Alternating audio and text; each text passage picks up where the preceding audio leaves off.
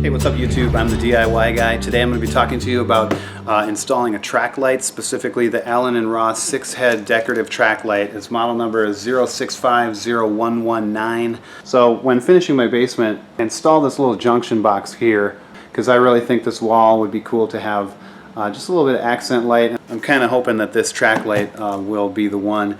I almost installed another one and it wasn't right. I'm just too picky on what I want it to look like. So we're going to see if this is the ticket. I think it is, but let's get going.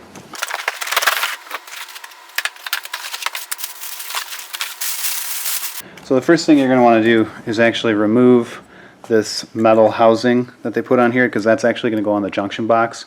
So we're going to do that right now. You'll notice these little bolts popped out. That is important. Don't lose those. Alright, so this is actually going to get mounted to your junction box. And just keep in mind that you don't actually mount it to the junction box using those screws that are on there. You need to use the screws that came included in the package. Okay, so before you go poking around in a junction box, make sure you test it with a good tester. This is my Sperry tester. It's probably 10 or 15 bucks. I think my life is worth 10 or 15 bucks, so just give it a good test in there.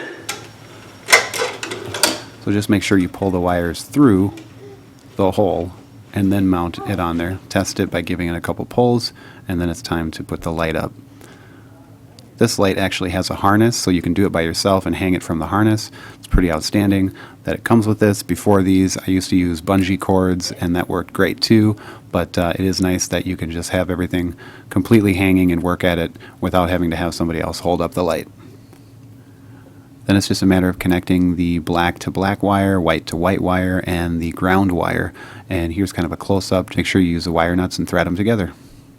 Then the next step is tuck all the wires back in the hole and put the track light up. Those screws that were on the metal plate are actually going to go through the housing of the track light, and then you're going to use those little threaded bolts that I said not to lose, and then thread it on, and it will connect securely.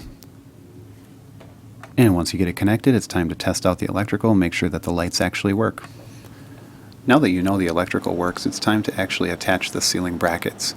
The brackets need to be attached to secure the light, otherwise the arms will actually hang down a little bit and start to droop. So you want to make sure that the light is secure. So you're going to need to take out the metal threaded piece, and that is going to get screwed to the ceiling. I actually checked to see if I had a stud. Ironically, I did. So on this side, I could attach it right to the stud through the ceiling.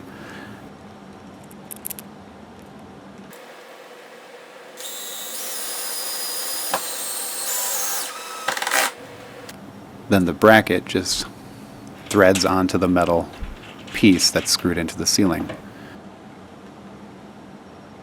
If you don't have a stud, you're going to have to use the supplied anchor that came with the unit and drill a hole, put the anchor in first, and then screw the threaded piece onto the ceiling and repeat the step of attaching the bracket. Well, there you have it. That's installing a track light in about 30 minutes or less. Pretty straightforward, just a couple things that you need and that you need to remember, but all in all, definitely something you can do yourself. I'm the DIY guy. Make sure you subscribe, and we'll talk to you again soon. All right.